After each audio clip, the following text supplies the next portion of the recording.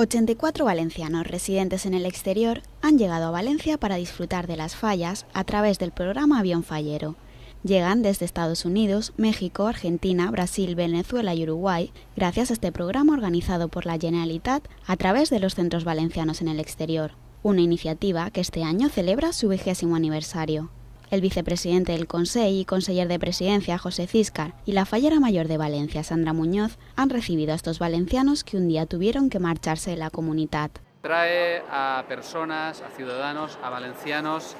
que un día y muchas veces contra su voluntad, por necesidad, tuvieron que marcharse de la comunidad valenciana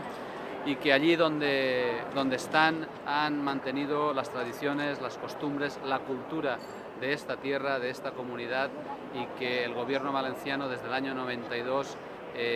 ha impulsado esta iniciativa para que durante unos días vuelvan y lo hagan en una de nuestras manifestaciones culturales más importantes, que son las fallas de Valencia. La Generalitat, en coordinación con las diputaciones provinciales, los ayuntamientos de Valencia, Castellón y Alicante y la Junta Central Fallera, se han encargado de organizar un completo calendario de actividades en las que participarán los emigrantes valencianos durante los 15 días de estancia en la comunidad.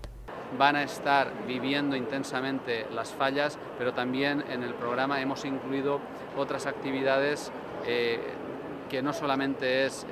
fallas, es también conocer otros aspectos de la Comunidad Valenciana. Van a viajar a Alicante, van a viajar a Castellón y en definitiva lo que queremos es que durante unos días revivan aquello que el resto del año y el resto de sus vidas guardan en su corazón, que es la Comunidad Valenciana. Además de estas 84 personas procedentes de América, se van a unir a estas actividades valencianos residentes en otras comunidades autónomas. Todos ellos se convertirán en embajadores de la comunidad y de las fallas en sus lugares de residencia.